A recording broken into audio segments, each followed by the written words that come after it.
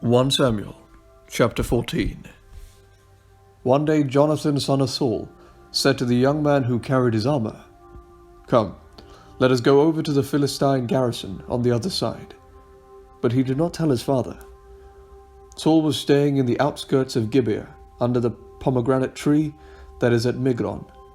The troops that were with him were about 600 men, along with Ahijah, son of Ahitub, Ichabod's brother, son of Phinehas' son of Eli, the priest of the Lord in Shiloh, carrying an ephod. Now the people who did not know that Jonathan had gone.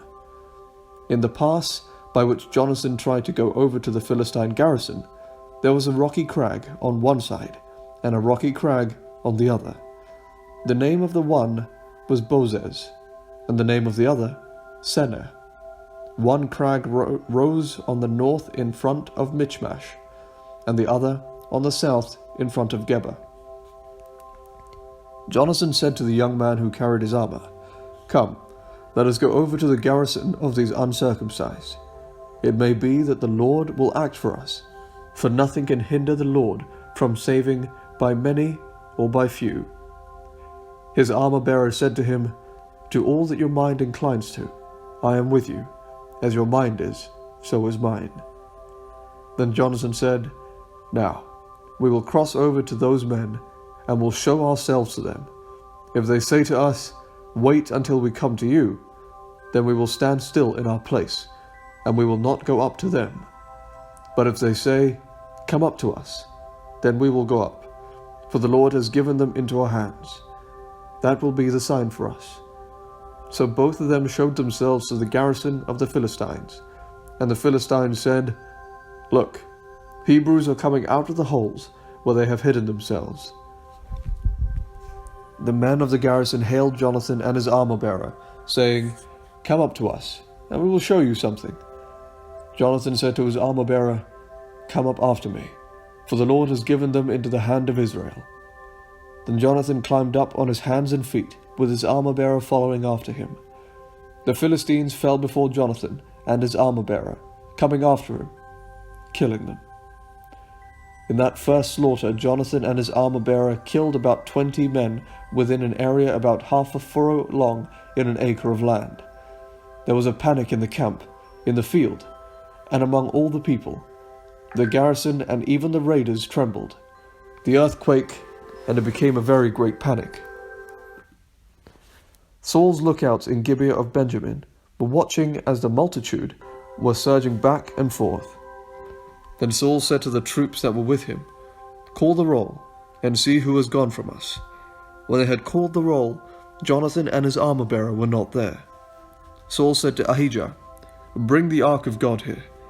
For at that time, the ark of God went with the Israelites. While Saul was talking to the priest, the tumult in the camp of the Philistines increased more and more, and Saul said to the priest, "Withdraw your hand." Then Saul and all the people who were with him rallied and went into the battle, and every sword was against the other, so that there was very great confusion. Now the Hebrews who previously had been with the Philistines, and had gone up with them into the camp, turned and joined the Israelites who were with Saul and Jonathan. Likewise, when all the Israelites who had gone into hiding in the hill country of Ephraim heard that the Philistines were fleeing, they too followed closely after them in the battle. So the Lord gave Israel the victory that day. The battle passed beyond Bethaven, and the troops with Saul numbered altogether about 10,000 men. The battle spread out over the hill country of Ephraim. Now Saul committed a very rash act on that day. He had laid an oath on the troops, saying, "Cursed be anyone who eats food before it is evening, and I have been avenged on my enemies." So none of the troops tasted food. All the troops came upon a honeycomb, and there was honey on the ground. When the troops came upon the honeycomb, the honey was dripping out, but they did not put their hands to their mouths, for they feared the oath. But Jonathan had not heard his father charge the troops with the oath. So he extended the staff that was in his hand, and dipped the tip of it in the honeycomb, and put his finger to his mouth, and his eyes brightened. Then one of the soldiers said, Your father strictly charged the troops with an oath, saying, 'Cursed be anyone who eats food this day.' And so the troops are faint." Then Jonathan said, "My father has troubled the land. See how my eyes have brightened because I tasted a little of this honey. How much better if today the troops had eaten freely of the spoil taken from their enemies. For now the slaughter among the Philistines has not been great." After they had struck down the Philistines that day from Michmash to Aijalon, the troops were very faint, because the troops flew upon the spoil, and took sheep and oxen and calves, and slaughtered them on the ground, and the troops ate them with the blood. Then it was reported to Saul, "Look, the troops are sinning against the Lord by eating with the blood." And he said, "You have dealt treacherously. Roll a large stone before me here." Saul said, "Disperse yourselves among the troops, and say to them, 'Let all bring their oxen or their sheep, and slaughter them here and eat, and do not sin against the Lord by eating with the blood.' So all the troops brought their oxen with them that night, and slaughtered them there. And Saul built an altar to the Lord. It was the first altar that he built to the Lord. Then Saul said, 'Let us go down after the Philistines by night, and despoil them until the morning light. Let us not leave one of them.' They said, 'Do whatever seems good to you.' But the priest said, 'Let us draw near to God here.' So Saul inquired of God, 'Shall I go down after the Philistines? Will you give them into the hand of Israel?' But he did not answer him that day. Saul said, 'Come here, all you leaders of the people, and let us find out how this sin has arisen today. For as the Lord lives who saves Israel, even it is in my son Jonathan, he shall surely die.' But there was no one among all the people who answered him.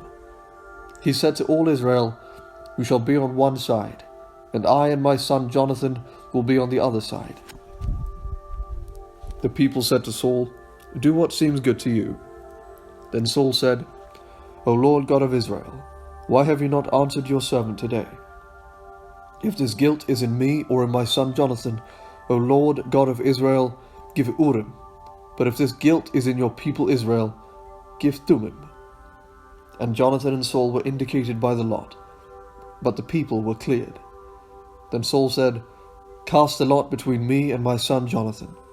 And Jonathan was taken. Then Saul said to Jonathan, 'Tell me what you have done.'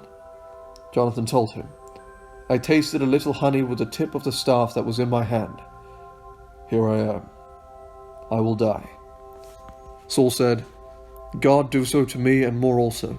You shall surely die, Jonathan.' Then the people said to Saul, 'Shall Jonathan die, who has accomplished this great victory in Israel? Far from it. As the Lord lives, not one hair of his head shall fall to the ground, for he has worked with God today.' So the people ransomed Jonathan, and he did not die. Then Saul withdrew from pursuing the Philistines, and the Philistines went to their own place. When Saul had taken the kingship over Israel, he fought against all his enemies on every side, against Moab, against the Ammonites, against Edom, against the kings of Zobah, and against the Philistines. Wherever he turned, he routed them. He did valiantly, and struck down the Amalekites, and rescued Israel out of the hands of those who plundered them. Now the sons of Saul were Jonathan, Ishvi, and Malchishua. And the names of his 2 daughters were these. The name of the firstborn was Merab, and the name of the younger, Michal. The name of Saul's wife was Ahinoam, daughter of Ahimaaz. The name of the commander of his army was Abner, son of Ner. Saul's uncle, Kish, was the father of Saul, and Ner, the father of Abner, was the son of Abiel. There was hard fighting against the Philistines all the days of Saul, and when Saul saw any strong or valiant warrior, he took him into his service.